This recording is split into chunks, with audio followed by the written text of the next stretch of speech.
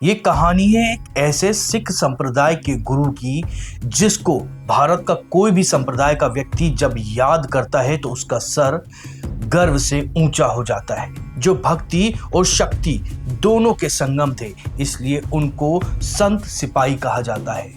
इन्होंने अन्याय, अत्याचार और पापों को खत्म करने के लिए और धर्म की रक्षा के लिए मुगलों से 14 बार युद्ध लड़ा।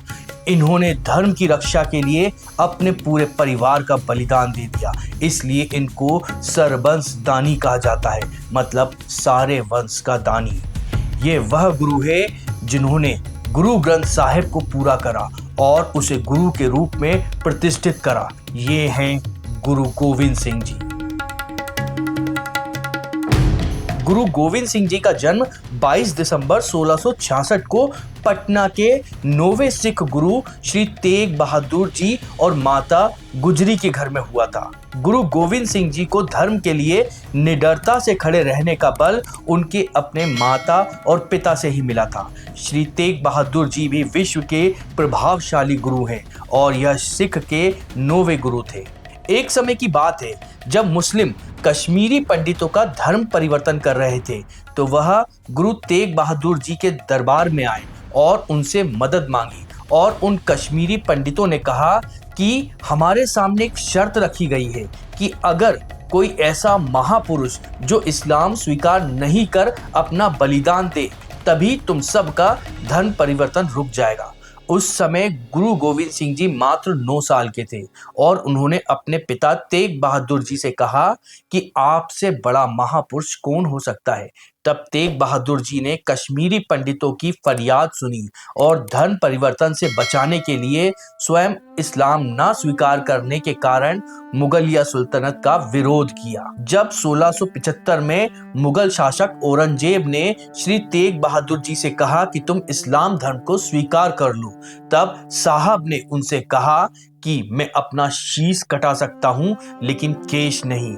इस पर औरंगजेब ने सबके सामने उनका शीश कटवा दिया। गुरुद्वारा शीशगंज साहिब तथा गुरुद्वारा रकाबगंज साहिब उन स्थानों को याद दिलाता है जहां गुरु तेग बहादुर जी की हत्या हुई थी और उनका अंतिम संस्कार किया गया था। इसके बाद बैसाखी के दिन 29 मार्च 1676 को श्री गोविंद सिंह जी सिखों के 10वें गुरु घोषित करे गए।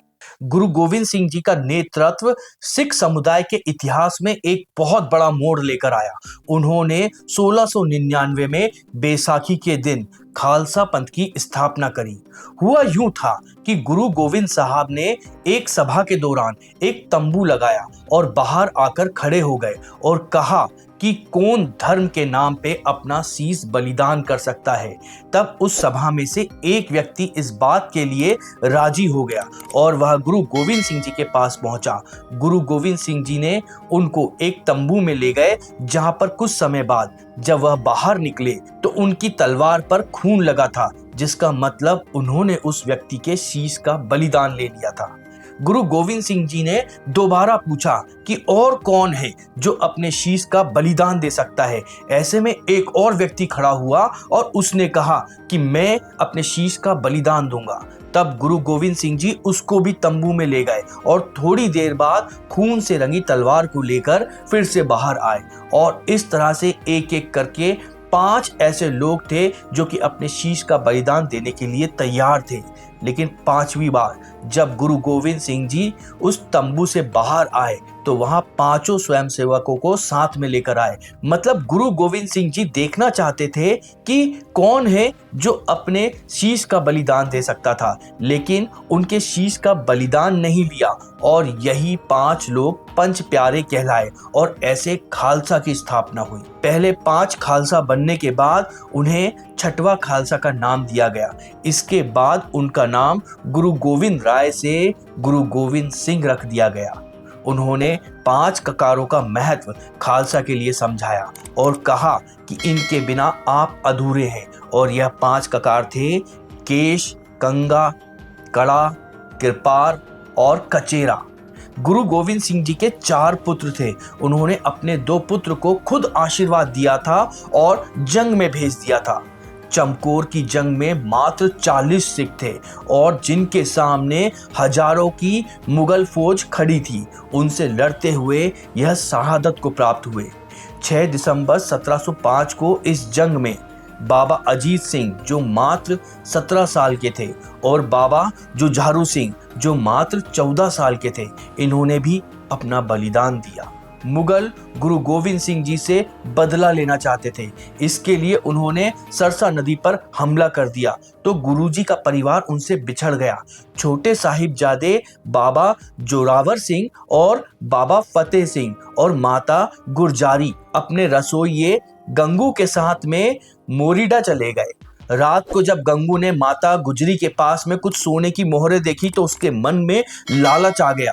उसने उनकी मोहरें चुरा ली और साथ में इनाम के लालच में उनकी जानकारी विरोधियों को दे दी, जिससे सिपाही उन दोनों साहिबजादे को लेकर नवाब वजीर खां के पास पहुंचे। नवाब वजीर खां ने उन दोनों वीर बालकों से कहा कि तुम अपना शीश झुकाओ और अपना धर्म बदल लो।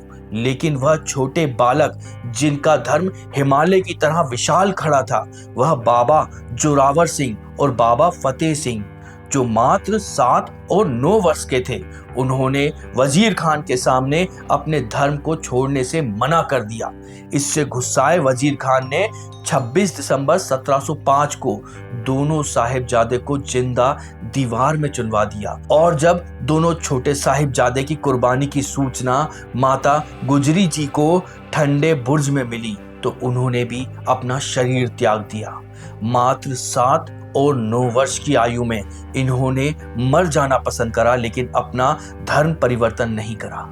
औरंगजेब की मृत्यु के बाद गुरु गोविंद सिंह जी ने बहादुर शाह को बादशाह बनवाने में मदद करी। गुरु गोविंद सिंह जी और बहादुर शाह की बहुत अच्छी मित्रता थी। इन दोनों की ही इस मित्रता को देखकर नवाब वाजिद खान घबरा गया और उसने 2 पठानों को गुरु गोविंद सिंह जी को मारने के लिए लगा दिया, जिन्होंने धोखे से घात लगाकर गुरु गोविंद सिंह जी पे वार कर दिया, जिसकी वजह से 7 अक्टूबर 1708 में गुरु गोविंद सिंह जी दिव्य ज्योति में लीन हो गए। उन्होंने अंतिम समय में सिखों को गुरु ग्रंथ साहिब को अपना गुरु मानने को कहा और खुद भी माथा टेका। गुरु गोविंद सिंह जी के बाद में माधव दास, जिसे गुरुजी ने खुद सिख बनाया था और उसे बंदा सिंह बहादुर नाम दिया था, उस बंदा सिंह बहादुर ने सरहद पर आक्रमण कर दिया और अत्याचारों की ईंट से ईंट बजा दी। दौलत राय जी जो कि कट्टर आर्य समाजी हैं, वह गुरु गोविंद सिंह जी के बारे में एक पुस्तक में लिखते हैं, तो वह लिखते हैं कि मैं चाहता तो स्वामी विवेकानंद, स्वामी दयानंद, परमहंस आदि के बारे में काफी कुछ लिख सकता था, परंतु मैं उनके बारे में नहीं लिख सकता जो कि पूर्ण पुरुष नहीं है। मुझे पूर्ण पुरुष के सभी गुण गुरु गोविंद सिंह जी में मिलते हैं। और उसी तरफ मोहम्मद अब्दुल लतीफ भी लिखते हैं कि जब मैं गुरु गोविंद सिंह जी के व्यक्तित्व के बारे में सोचता हूँ तो मुझे समझ नहीं आता कि उनके किस पहलू का वर्णन करूं। वो कभी मुझे महारथी नजर आते हैं तो कभी महादानी, कभी फकीर नजर आते हैं तो कभी वह गुरु नजर आते हैं। अगर आपको हमारा यह वीडियो पसंद आया हो तो इस वीडियो को लाइक करें, साथ में अपने साथियों के साथ में शेयर करें और हमें कमेंट कर कर बताएं कि आप और किस विषय पर वीडियो चाहते हैं। इसके साथ में हमारे चैनल को सब्सक्राइब जरूर करें, क्योंकि इससे हमें धर्म प्रचार में प्रोत्साहन मिलता है।